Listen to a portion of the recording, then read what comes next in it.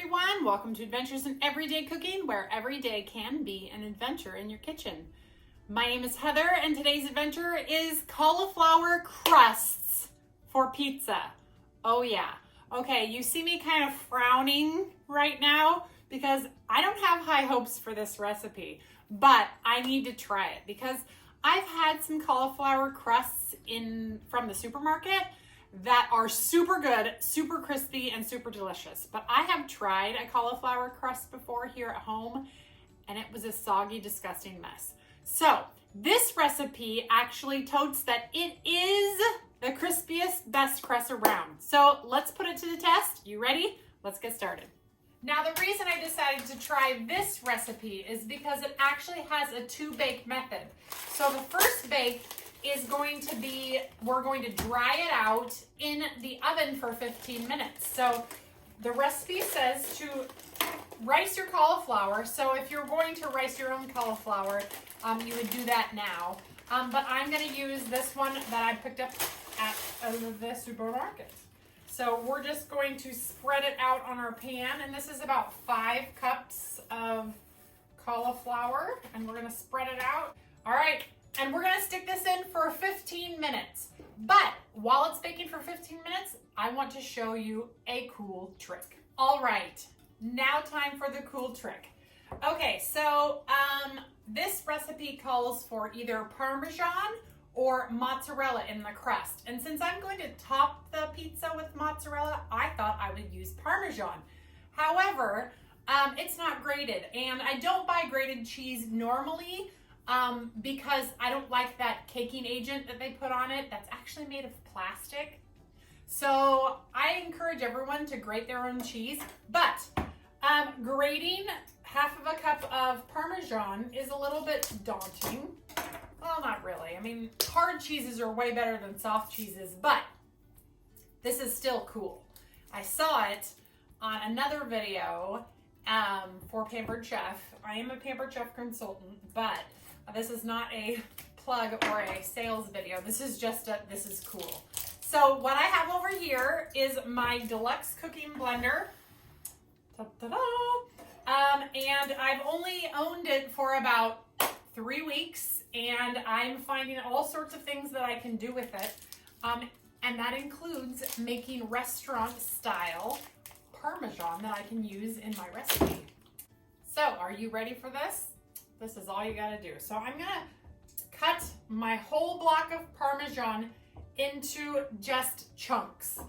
And I'm just gonna flop it right in, just like so. That's it. So it's on. Now I'm gonna seal my lid. And now I'm going to move it to grind. I'm gonna move it to grind. There we go, it's on grind, and then we're gonna push go. And it's gonna get really loud in here. Ready? I'm excited. I have never done this before. I just saw it done. I saw it on TV. Okay, here we go.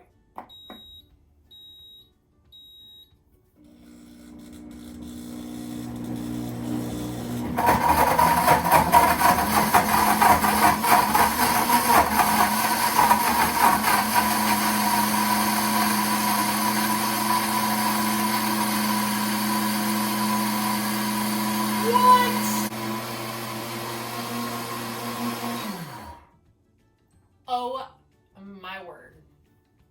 You guys. Wow. Okay, you want to see this? Look at that finely ground Parmesan. It's so fluffy. I'm flipping amazed. I mean, I know probably a Vitamix would do the same thing, but I've never owned a Vitamix before. In fact, this is the first blender I've ever owned. It's a long story. Yeah, I'm pretty impressed. This is a cooking blender too, so it will actually cook soups too, but I have not gone there yet. I've done smoothies and now Parmesan. Okay, so I need half a cup for a recipe. So I'm gonna go ahead and measure out our half of a cup, and then I'm gonna get this in the refrigerator, and I'll meet you back here after that comes out. All right, out from the oven it has come, and yeah, it looks pretty soggy. Okay, so the next part of the instructions are to put this into a cheesecloth or a flour sack towel and wring it out. And I'm going to pick up my silicone mat like so. And ta-da! I'm just gonna pour it right in. If this recipe works, I will use parchment next time because it is a little more flexible and I won't have all of this spillage. Okay, so now that our cauliflower is here, we are going to put it into a tight ball and squeeze out all of the water. The recipe did say be patient and make sure you get it all out. So, how about them cubs? Phew. Look at all of that water that we got out of that cauliflower. Is there a recipe that you can use cauliflower water for? I wonder if you could put it in a smoothie or something. Anybody know? If you know, leave me a comment below. Tell me what I can do with my cauliflower water. That is my oven telling me that it's ready to go. And I think that's ready to go. Okay, I'm gonna set this aside and we will get to the rest of it. All right, so we're going to add 1 egg and our seasonings. I'm using the Pampered Chef Italian seasoning and some salt and some pepper. And that's it. We'll put that all into a bowl and we will grab a whisk and just whisk that up a little bit.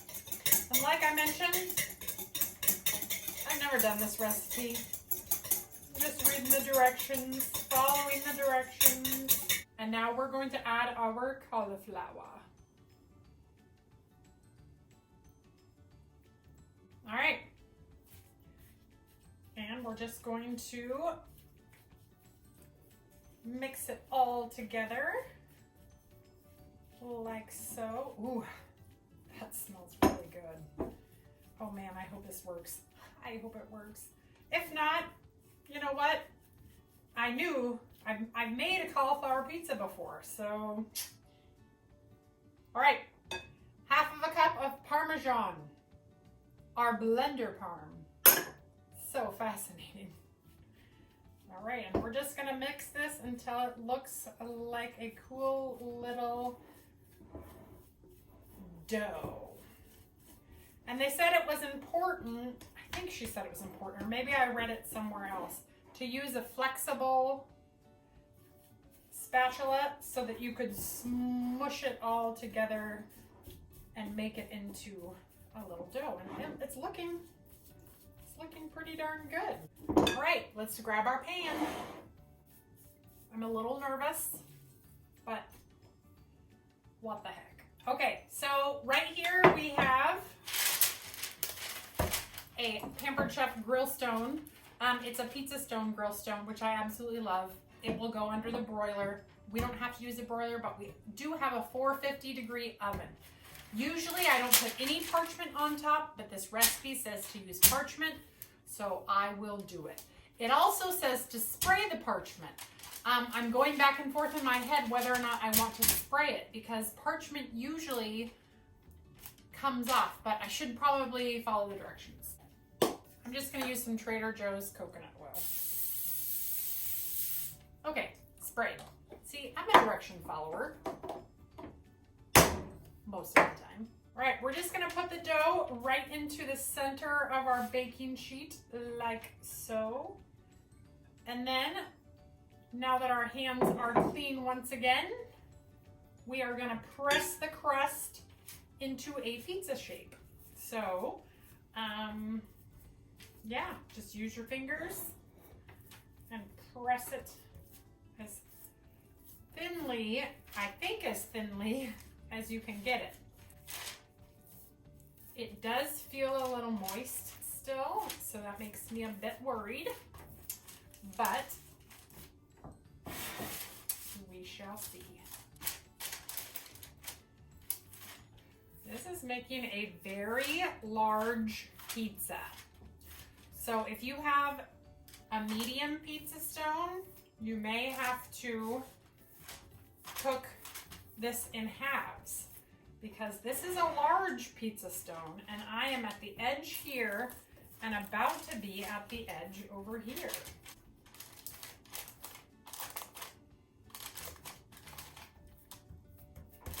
All right, I think we're even. Let me wash. All right, here we go. We're gonna bake it in a 450 oven for 20 minutes. After 10 minutes, we're actually going to try and flip it over. That should be interesting. I think I'm gonna use another piece of parchment, set it over the top and flip it that way. That's what I think I'm gonna do. I'm not sure yet. We'll see. So into the oven, 450. See you in 10 minutes when I try to flip it. Okay, at the 10-minute mark, I checked on that pizza's crust and it was not done yet. So I reread the directions and it said, do it for 20 minutes, then flip, then a couple minutes. So it's been 20 minutes. And that looks way better than it did at 10 minutes.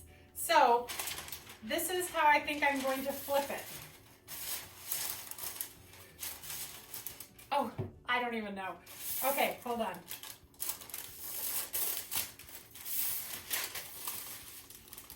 Like so, okay?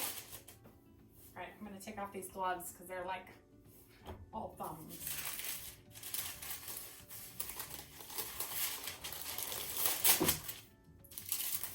Bam.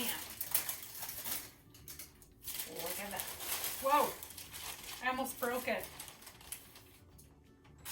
Okay, now back into the oven, I'll say for about 5 minutes or until this gets super brown like the other side. So see you back here in about 5 minutes-ish. Okay, we are back and it's still soft, but I have high hopes that maybe it won't become a soggy mess. We will see. It is pretty thin. I did read in the directions that she actually made it too thin in her video, and I was actually supposed to make it a little thicker, but I don't know. Looks good to me. I'm gonna go ahead and top it and get it back in. I'm gonna put some organic basil on the pizza, and then I'm gonna brush it around with my brush here because I love basil on my pizza. But I don't have any fresh basil here today, so we're just gonna use my stuff in a jar. Oops, looks like I need a little more over in the corner there. And I love this stuff. You can buy it at the supermarket. It is delicious. I use it for everything that I need fresh basil for when I cannot find any fresh. All right, now we are going to use just some regular organic marinara. Actually not a super fan of red sauce, but I figure if I'm doctoring it up already with a little basil, it'll be fine. All right, and now we are going to top it with cheese. And this is also the time that you would put on any of your other toppings that need to be warmed and married together in a beautiful matrimony of pizza. And then I am gonna put artichoke hearts on my pizza because I love me some artichoke hearts. And it's just gonna be a cheese and artichoke heart pizza. I love artichokes. They're one of my favorite vegetables. In fact, about 18 years ago, I was at my in-laws' house and I asked about having artichokes for dinner, and my father-in-law had never had an artichoke before. And so I made him some artichokes. I steamed them, I think. I don't remember, it was a long time ago. And he had artichokes for the first time.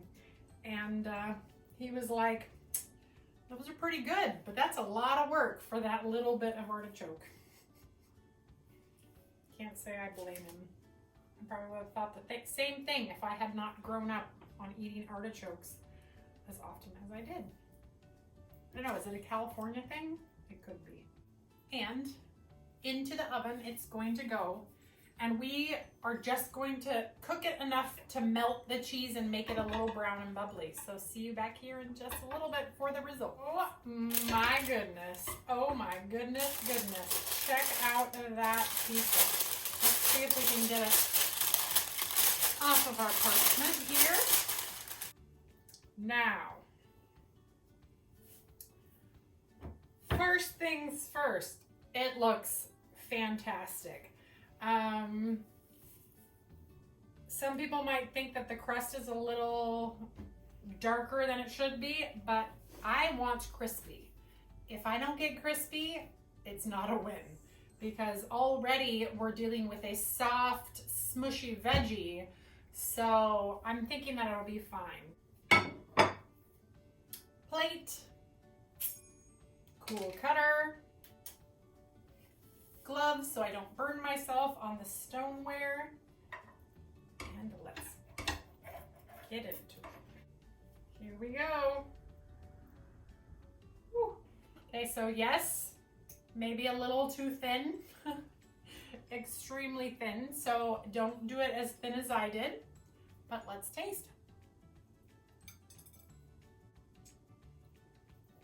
Well, it's not crunchy. In fact, it's not crunchy at all.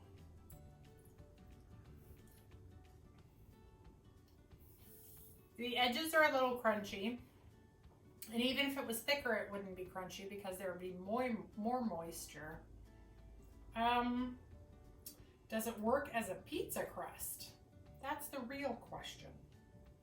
Would I make it again? That's another question. Let's check. I think I would make it again. I'd be curious to see how it would set up. Like, this would have to be cook immediately type of a pizza and eat it, because it is so soft. And I think storing it in the refrigerator is going to make it softer. Check out the bottom of the crust. There's still quite a bit of moisture in it. I don't know if I could have gotten more moisture out of the cauliflower when I wrung it out, but in her video I did see her kind of folding her pizza, kind of New York style, so it's possible that it's just gonna be like that. That being the case, would I make it again? I think I would make it again. It was pretty easy. The hardest part was waiting for it to cook. And it tastes like pizza. Like, I don't have an overwhelmingly cauliflower flavor. I think that if you were to serve someone this pizza, they would wonder why the crust was floppy, but they would not guess it was cauliflower. So there's that. If you want this recipe, I will leave it in the comments below. Otherwise, I don't know. That adventure is a success. I mean, I'm still kind of looking for one that will be crispy right when it comes out of the oven, but I don't know that I'm ever going to find that with a cauliflower pizza. So this may even be keto friendly. Actually, I think it is. So maybe this is a keto friendly cauliflower pizza crust. I don't know. I don't do keto, but I am familiar with some of the ingredients in keto. Eggs and yeah, I think that this might work. Well, I guess that's it for me. I'm gonna get off here so I can eat this because like I mentioned, I don't know if it's going to save, and it's lunchtime and I'm here alone. Everybody's at school or work. So I have a whole pizza to eat and I can't say I'm that sad about it. All right, you guys, that's it for me. If you enjoyed this video, please give it a like, maybe share it with your friends, and if you want, subscribe. You'll get notifications when I post a video, and I do that twice a week on Mondays and Fridays. And if you have any ideas on how I can get this to be a crunchy crust, let me know in the comments below. I'd be glad to adventure and try again. Until next time, you guys, keep your adventures real. Bye.